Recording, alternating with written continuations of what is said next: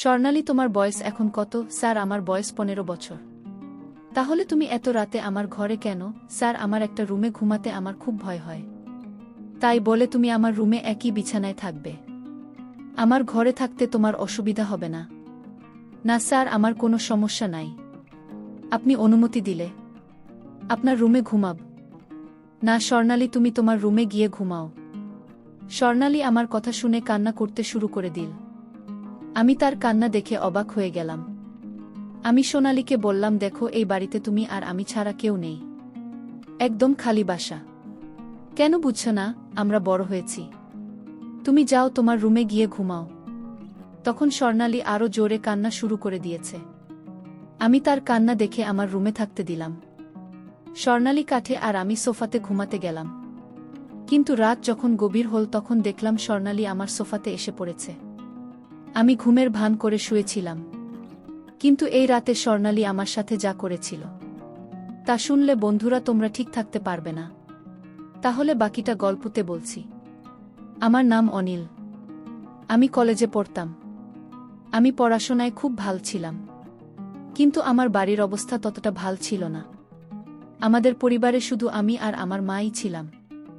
বাবা আমার ছোটবেলাতেই মারা যান। আমার মা লোকেদের কাপড় সেলাই করে অনেক কষ্টে আমাদের সংসার চালাতেন। আমি বুঝতে পারতাম যে মায়ের সাহায্যের প্রয়োজন। তাই একদিন আমি সিদ্ধান্ত নিলাম যে আমি টিউশনি পড়ানো শুরু করব। এই কথাটা যখন আমি আমার স্যারকে জানালাম তখন স্যারের খুব ভাল লেগেছিল। তিনি আমাকে অনেক সাপোর্ট করেছিলেন। তার কারণে আমি টিউশন পেয়ে যাই আর পড়াতে শুরু করি। আমি দুপুর 3টার সময় ফ্রি হয়ে যেতাম। তারপরে বিকেল 4টা বাজলেইসবার বাড়িতে গিয়ে তাদেরকে 1 ঘন্টা করে টিউশনি পড়াতাম। আমার মা খুব খুশি হয়েছিলেন, কারণ এর কারণে আমাদের সংসারের অবস্থা কিছুটা ভালো হয়েছিল। এভাবেই দিন চলতে লাগল।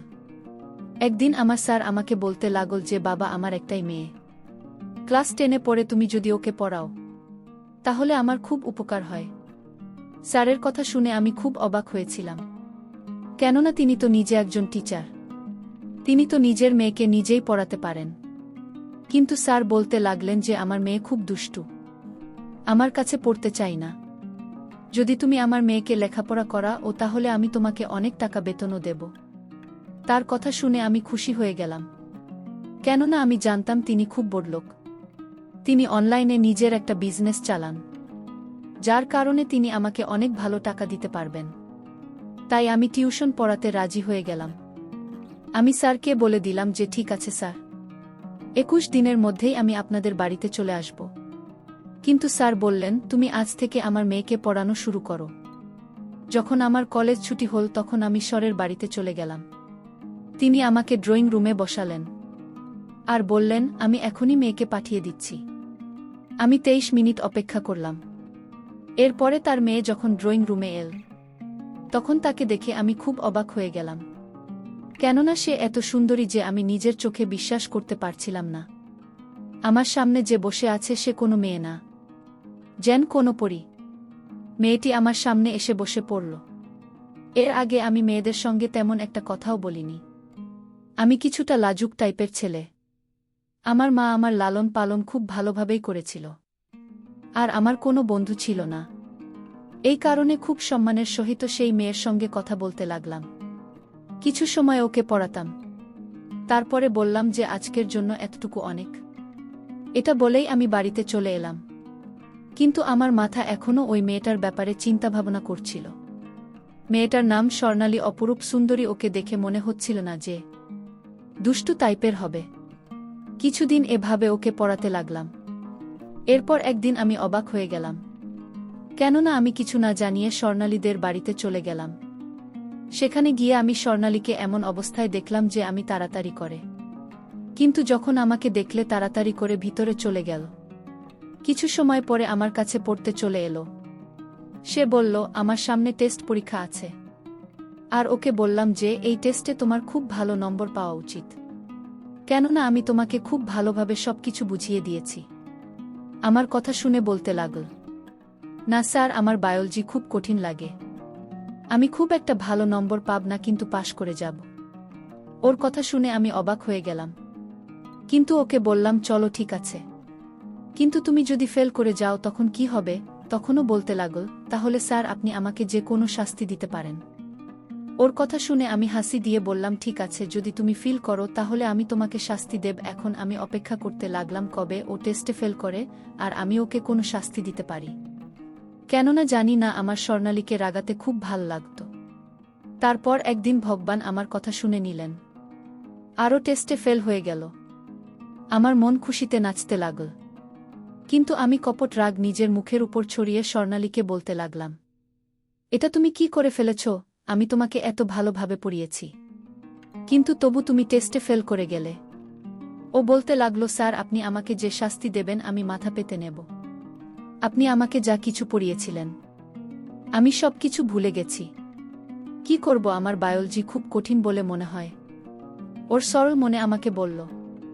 আমি তাকে বললাম, তোমাকে আগেই বলেছিলাম, মনে আছে? ও বলতে লাগল, আপনি আমাকে এটাই বলেছিলেন যে আমি যদি টেস্ট ভালোভাবে না দিই আর ফেল করি তাহলে আপনি আমাকে শাস্তি দেবেন।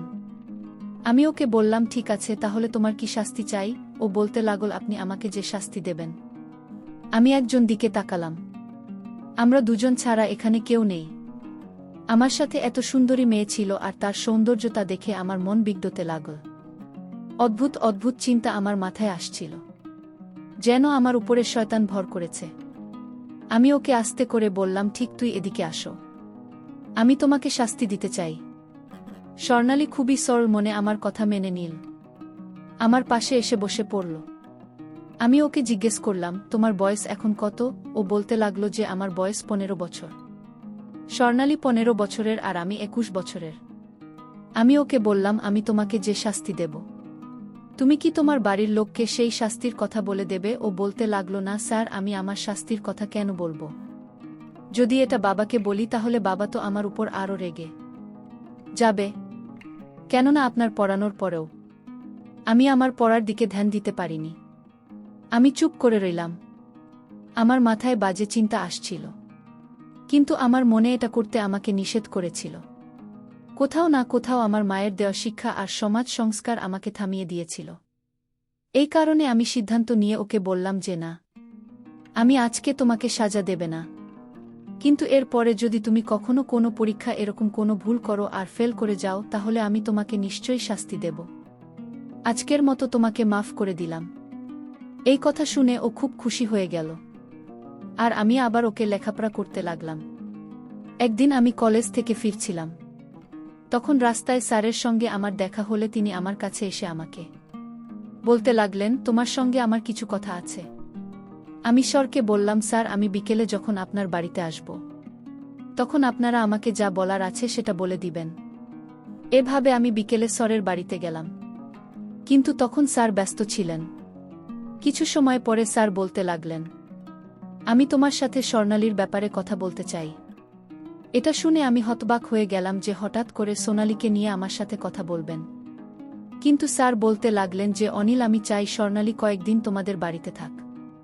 স্যার এই কথা শুনে আমি তো হতবাক হয়ে গেলাম যে তিনি এরকম কেন চান। স্যার বলতে লাগলেন, অনিল, আমি তোমাকে খুব বিশ্বাস করি, তুমি খুব ভালো ছেলে, তাই আমি চাই আমার মেয়ে তোমাদের বাড়িতে থাকুক। কেননা কিছু কাজে আমার শহরের বাইরে যেতে হবে, কিন্তু শহরে আমার কেউ নেই যার কাছে আমি নিজের মেয়েকে রেখে যেতে পারি। আর ওর পরীক্ষাও চলছে।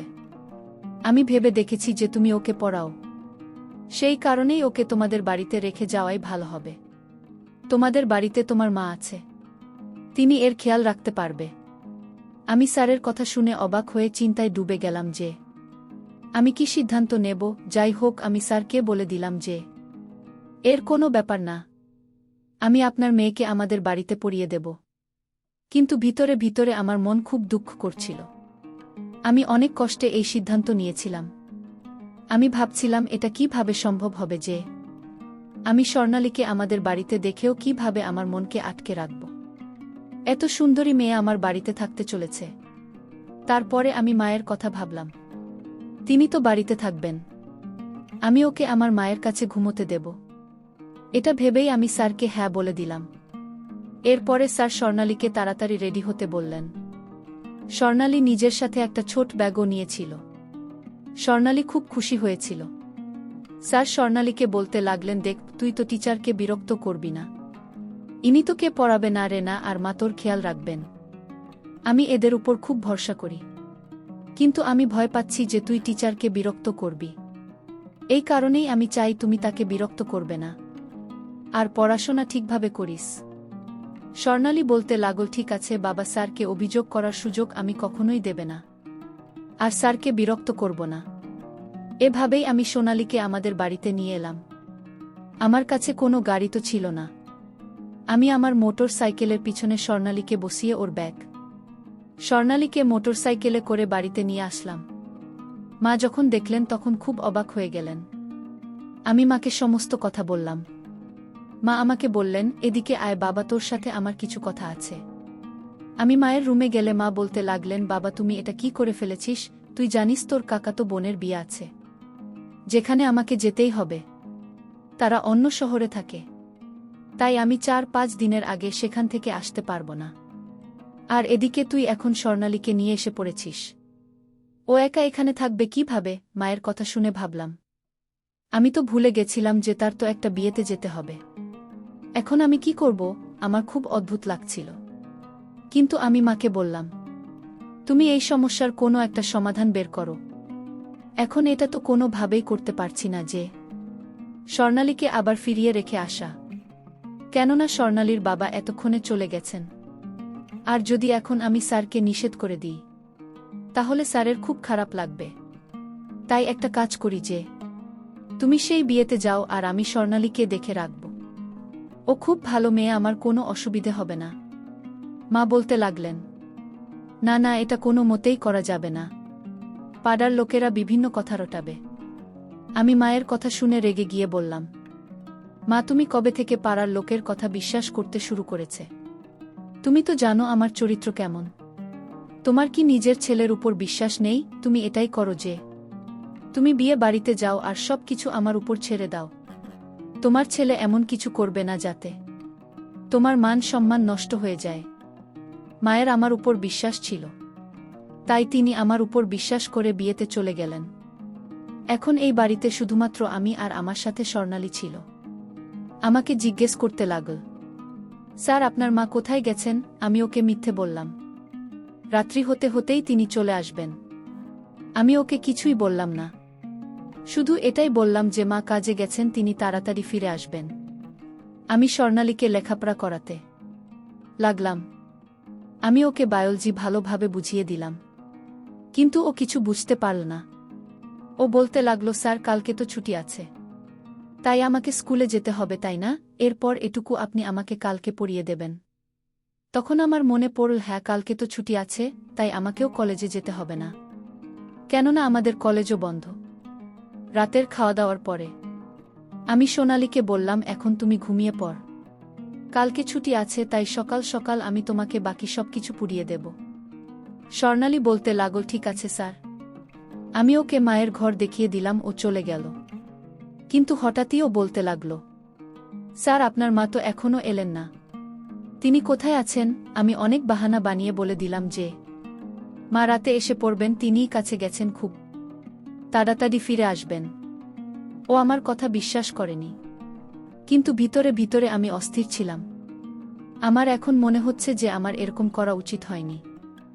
আমার ওকে মিথ্যা বলা উচিত হয়নি, কিন্তু আমি বাধ্য ছিলাম, কারণ আমি চাইতাম না যে ও জানতে পারুক যে এই বাড়িতে আমরা দুজনে আছি, আর ওর মনে আমার জন্য একটা বাজে ধারণা তৈরি হোক। ও নিজের ঘরে গিয়ে শুয়ে পড়ল। তখন আমিও আমার রুমে শুয়ে পড়লাম। আমি গভীর ঘুমেছিলাম। হঠাৎ মাঝরাতে আমার মনে হলো যে আমার রুমের দরজা যেন খুলে গেল। ঘরের মধ্যে অন্ধকার ছিল, কিন্তু আমার মনে হলো যে কেউ আমার বিছানায় শুয়ে পড়েছে। এসব ভেবে আমার খুব ভয় লাগছিল, কিন্তু হঠাৎ আমার স্বর্ণালীর কথা মনে পড়ল। আমি তাড়াতাড়ি করে আমার ঘরের হালকা লাইটটা অন করে দিলাম, কিন্তু যখনই আমার নজর স্বর্ণালীর উপর পড়ল, তখন আমি হতভম্ব হয়ে গেলাম। আমার বিছানায় স্বর্ণালী শুয়েছিল। আমি বললাম, স্বর্ণালী এটা কেমন ব্যাপার? তুমি এখানে কেন এসেছো? নিজের ঘরে যাও। ও বলতে লাগলো, স্যার খারাপ কিছু মনে করবেন না, কিন্তু আমার অন্ধকার আর একা ঘুমানোর অভ্যাস নেই। আমি কখনো একলা ঘুমাইনি। আমি বাবার ঘরে ঘুমাই। আমার যদি ভুল না হয় তাহলে আমি এটাও জানি যে এই বাড়িতে আমি আর আপনি ছাড়া আর কেউ নেই। আমি কি করব? আমার একলা ঘরে ভয় করে। আমি একা ঘুমোতে পারি না। সেই কারণেই আমি আপনার রুমে চলে এসেছি। ওর কথা শুনে মনে হচ্ছিল এ কেমন মেয়ে যে আমার ঘরে থাকতে লজ্জা করছে না। আমি ওকে বললাম, স্বর্ণালী, তুমি এতটা ছোট না যে তুমি বুঝতে পারবে না। এখন কি আমার তোমাকে এটা বোঝাতে হবে যে আমাদের দুজনের এক ঘরে থাকা সম্ভব না? ও বলতে লাগল, আমি জানি, কিন্তু আমি কখনো একলা ঘুমাইনি। আমি ঘুমানোর চেষ্টা করছিলাম, কিন্তু আমার খুব ভয় করছে। তাই আমি খুব বাধ্য হয়েই আপনার ঘরে এসেছি। আমি ভেবেছিলাম একা ঘরে ঘুমোব না, বরং চুপচাপ শুয়ে পড়ি। এটা বলেও কান্না করতে শুরু করে দিল। ওর কান্নার আওয়াজ আমাকে অস্থির করে দিল। আমি বললাম, আচ্ছা চুপ করো, আমি কোনো উপায় বের করতে চেষ্টা করছি। কিন্তু আমি কোনো উপায় দেখতে পাচ্ছিলাম না। তাই আমি সিদ্ধান্ত নিলাম আর একটা কম্বল বের করে ওর শোয়ার জায়গা আমার বিছানা থেকে কিছুটা সাইডে মেঝেতে করে দিলাম। ওকে বললাম যে তুমি এখানে ঘুমাও, আর আমি বেডে ঘুমিয়ে পড়েছি। তারপর গভীর রাতে আমি যখন ঘুমানোর চেষ্টা করছিলাম, তখন আমার কিছুতেই ঘুম আসছিল না। আমি ঘুমের ভান করে শুয়েছিলাম। মাঝরাতে হঠাৎ দেখলাম স্বর্ণালী আমার সোফায় চলে আসছে। আমি কিছুই বললাম না। সে ভাবছে আমি হয়তো ঘুমিয়ে আছি, কিন্তু আমি ঘুমাইনি। স্বর্ণালী তখন আমার সাথে এমন করেছিল যেটা আমি কোনোদিন ভাবতেই পারিনি। একটা 15 বছরের মেয়ে তার নিজের সম্মানটা নষ্ট করে দিল। আমার তখন হুঁশ ছিল না, কারণ জীবনের প্রথম আমি কারো সাথে এমন আচরণ করেছি। এরপর থেকে আমি স্বর্ণালীকে ভুলতে পারছি না। আমি স্বর্ণালীকে অনেক ভালোবেসে ফেলেছি। বিয়ের আগেই তার সাথে আমার